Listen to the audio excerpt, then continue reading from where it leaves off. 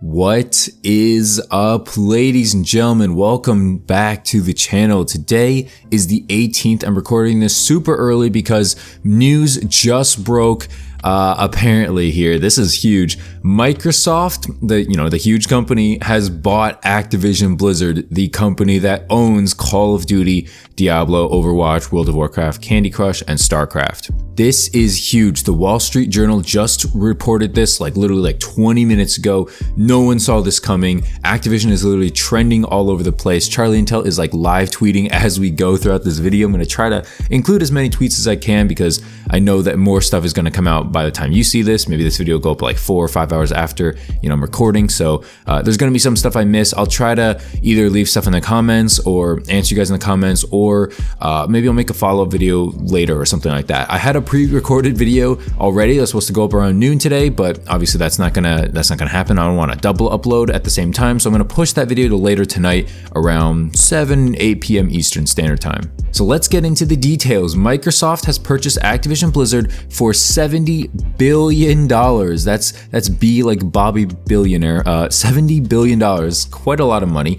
So now Xbox officially owns Call of Duty, Overwatch, and more. Until the transaction's closed, Activision Blizzard and Microsoft will be independent. After that, the entire business will be owned by Xbox. Let's talk about that real quick. $70 billion is, I don't know if it's a fair price. It's a lot of money for sure. I think that if they agreed on it and both parties are okay with it, I think at the current time, Activision's kind of in a slump in terms of press release and how they are viewed. A lot of people just don't like the word Activision, the name Activision. They think it's scumbaggy. They think it's very pay to win. They think they're just after, your money. Not quite sure if Microsoft still has that same connotation, but I think that a change is definitely warranted in the world of Call of Duty these days, from the QA testers walking out, from people being on strike, from the sexual assaults going on Activision, people just wanting Bobby Billionaire out of there. It's just a lot of things going wrong with Activision Blizzard, and I think that this change is going to ultimately be good for the consumer. Now, they mentioned how until the transaction's closed, they will be independent.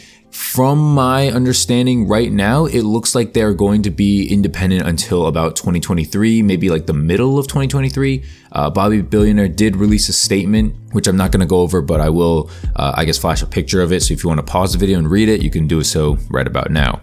Once the deal is closed, the entire Activision Blizzard business will report into Phil Spencer as the CEO of Xbox Gaming. He is going to be on the new leadership team and basically the new CEO of, Call of Duty stuff. Apparently 1 week ago, he says, we've changed how we do certain things with Activision. And then today he bought Activision. I guess he not, specifically, but, Microsoft bought Activision Blizzard straight from there.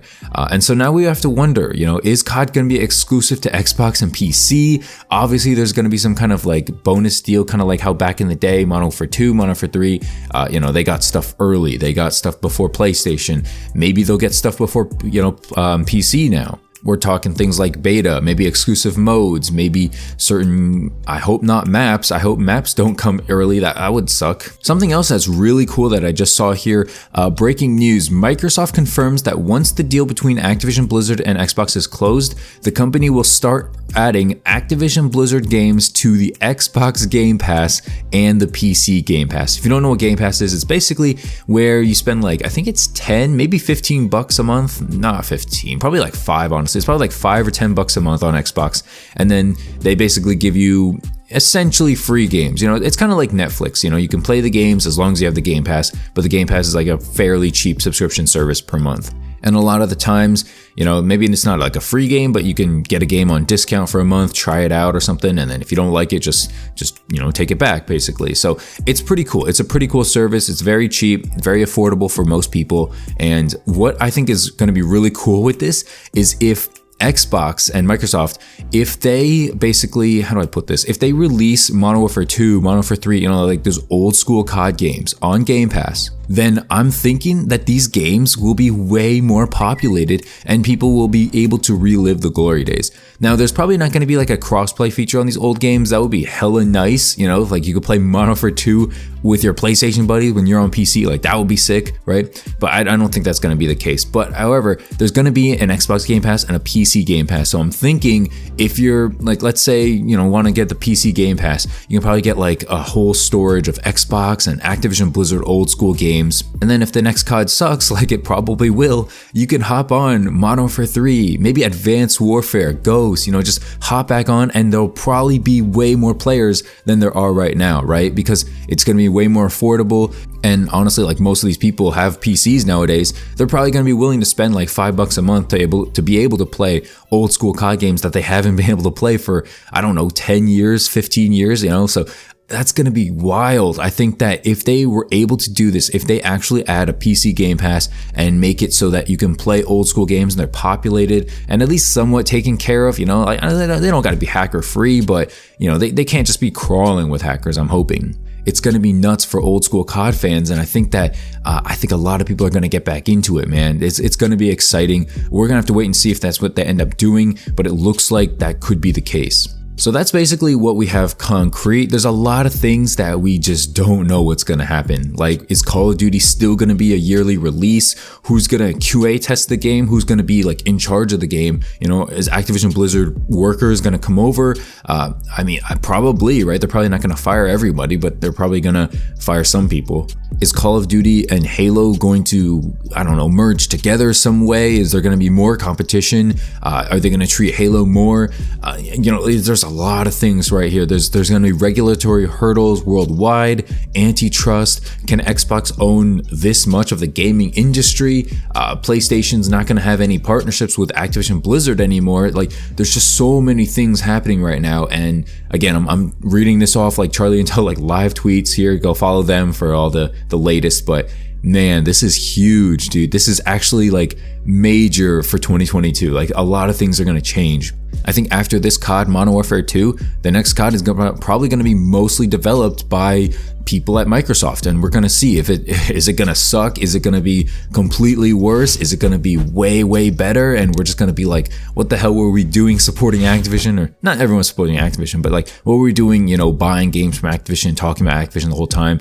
Because Microsoft does not have nearly the same negative connotation that the word Activision does these days. That's the number one thing. So a lot of people trust Microsoft more, but at the same time, we have to wait and see. You know, I'm excited, but I'm cautiously optimistic. I don't want to put all my eggs into the Microsoft basket and then maybe they don't get us a COD game for like 3 years. You know, like that would suck. It might be like an amazing COD game, but to play, you know, Vanguard or Cold War for like another 2-3 years, I don't know, man. My ideal situation is that they give us a COD every other year, or they give us like 2 CODs and just continuously update them every like 4 or 5 months. You know, that would be amazing. Give us a Black Ops game, give us an Infinity War game, and just continuously every 4 months update them. You know, give us new maps, give us new guns. Every like month or so, add in a map or two, add in a gun or two, just to keep it exciting. But what I'm most excited for rather, is the PC Game Pass. I want to see what they're going to do with that. If they're going to bring us, you know, the old school COD 4, Modern Warfare 2 games, and if they're going to be hella cheap, if they're going to be very accessible, hacker free, and hopefully very populated. That's the big thing. You know, you can find Modern Warfare 2 games on Steam right now, but I mean, there's going to be hackers. It's just, I don't know, man. Again, I'm pretty excited for this. I might make another video following it up if there's more content or more news announced for tomorrow's video, but I had to make this video. I had to jump on this real quick. So if you guys enjoyed it, make sure to leave a like, subscribe if you're new to the channel. Thanks so much for watching, and yeah, subscribe if you want to see more news regarding this. I'll see you guys later. Thanks for watching. Peace out.